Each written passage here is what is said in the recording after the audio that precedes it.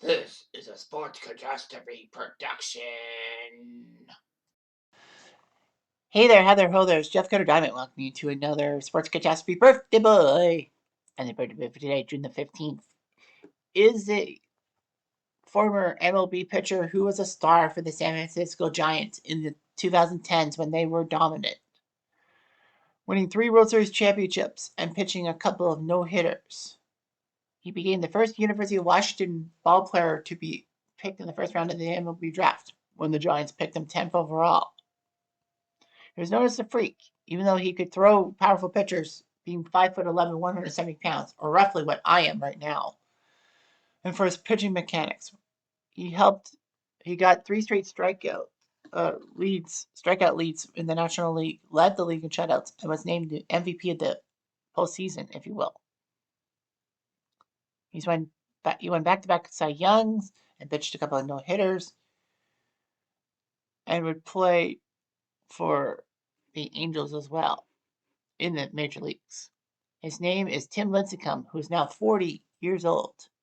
Lincecum's mother is the daughter of Filipino immigrants. But anyway, his father, Chris, was a man at Boeing and was actually related by marriage to actress Natalie Wood, who, of course, drowned in 1981.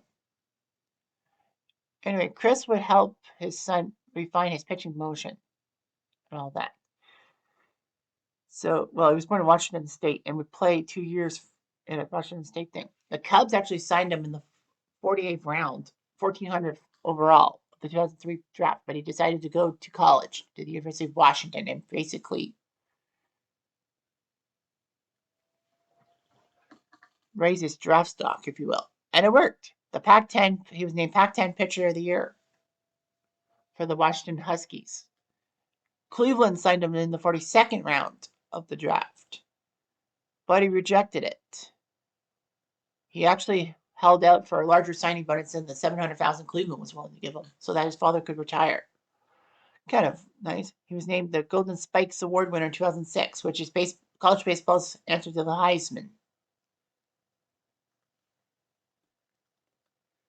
So anyway, the Giants decided, screw it, we're gonna pick this guy heavy. And in the 2006 draft, they picked him 10th overall, which was amazing. His signing bonus was $2 million.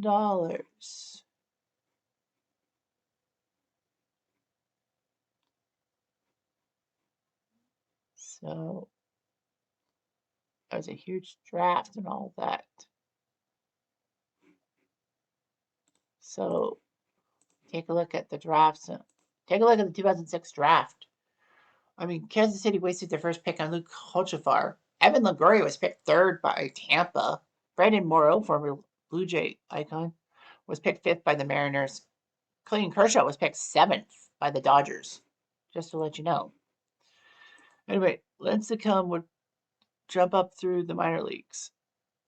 And May 6, 2007, he was slated to make his first major league start against the Philadelphia Phillies when Russ Ortiz suffered an inflamed elbow. Lincecum struck out the side in the first inning.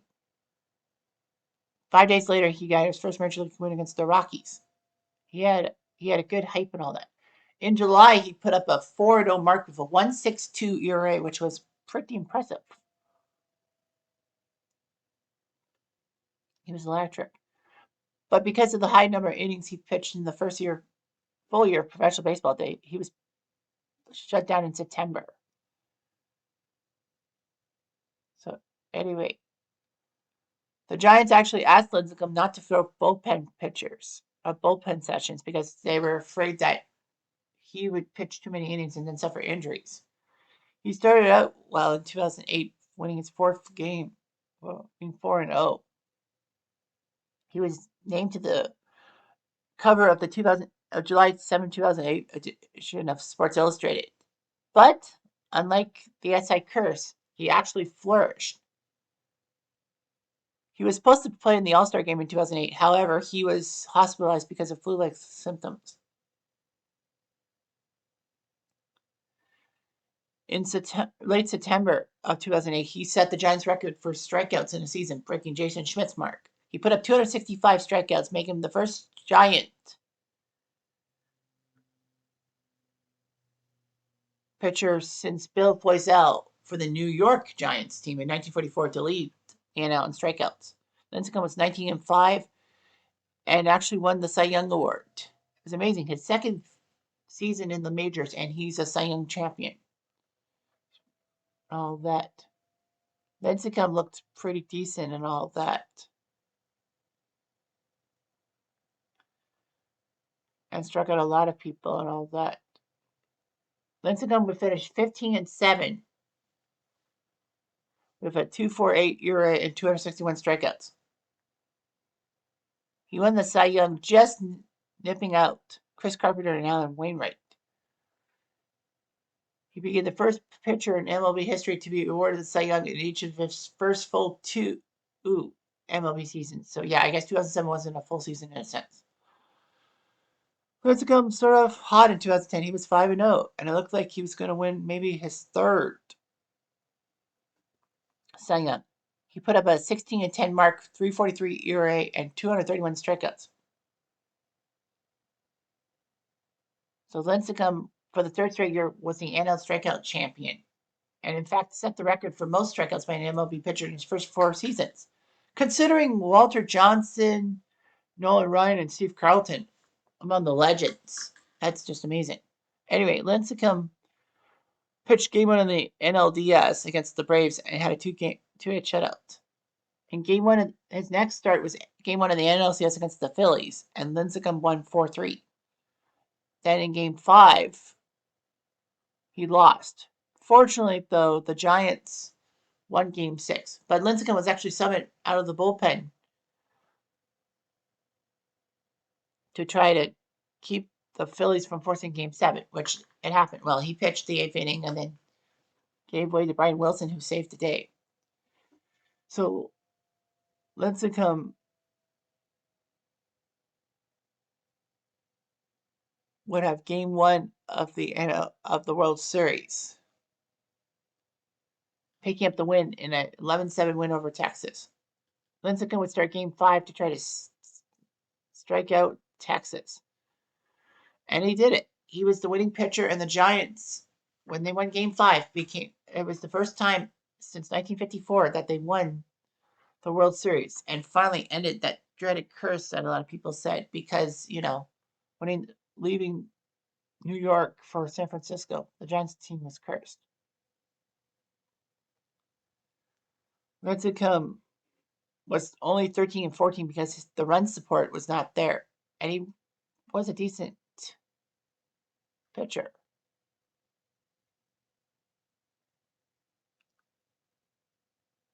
So anyway, by 2012, he was having a downturn.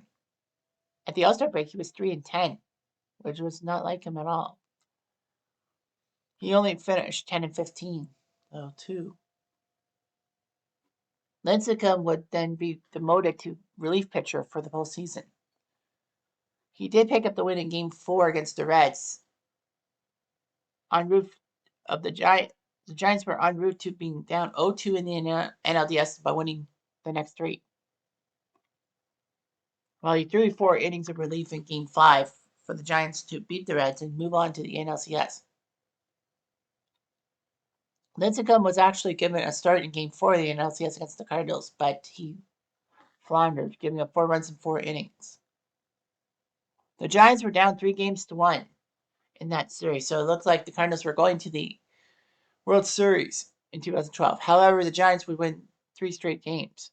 It was weird how they were down love 2 to Cincy, won the next 3 to go to the NLCS, and then they won 3 straight to take care of the Cardinals. In Game 1, he pitched a few games in the World Series, and the Giants swept the Tigers and all of that. Lincecum used the conditioning program to improve his coordination. But he was still the number 3 starter for the Giants and surprised a lot of people by no-hitting the Padres at Petco Park 9-0. He threw 148 pitches, striking out 13 guys, which was weird. And it was 5-9 in the first half of the season. Lincecum would finish 10-14. With 1,510 career strikeouts, he had the third highest by pitcher over his first 7 years, behind only Tom Seaver and Burt Blyleven. Again, I'm surprised that Nolan Ryan and Steve Carlton are not on this list. Fortunately for the Giants, Lincecum signed a 2-year, $35 million contract, preventing him from being a free agent.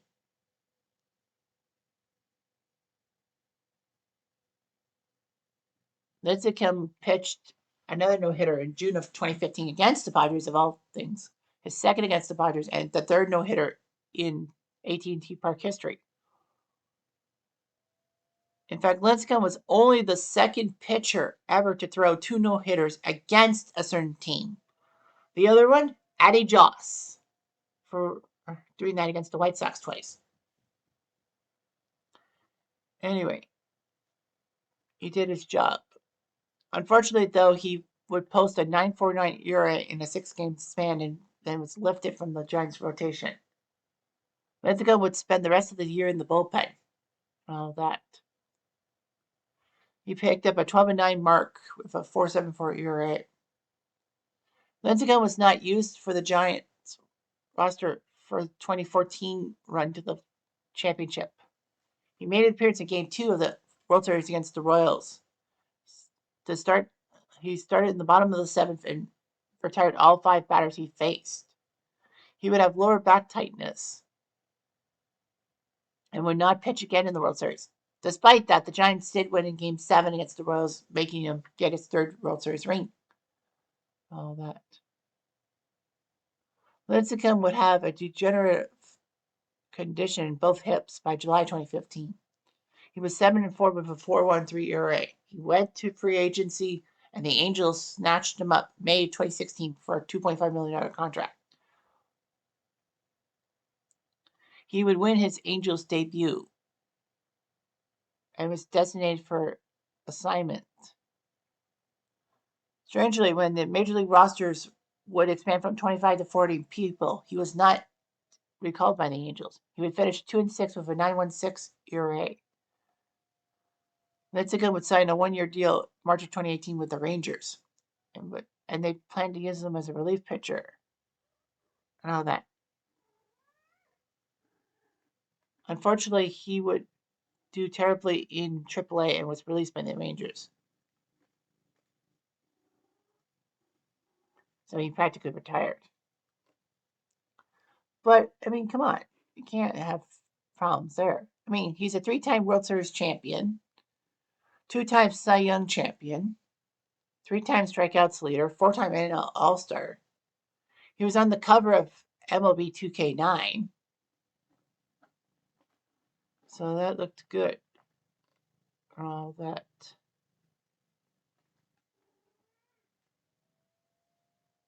So, yeah. You know, he lived in Seattle during the offseason when he was with the Giants. He was voted as the most beloved San Fran sports figure since Joe Montana. All that. He's known as the Freak. Lincecum actually had a brother who died unexpectedly at age 37 in 2018. And then his wife, Kristen, was a school teacher and principal, but then died of cancer at age 38 in 2022. I gotta feel so bad for Tim Lincecum. I mean, his wife died of cancer. But yeah, he still fights on, and he's a freak, and he's a Giants icon, so take it with a grain of salt. Anyhow, I'm Jeff. I'm going to do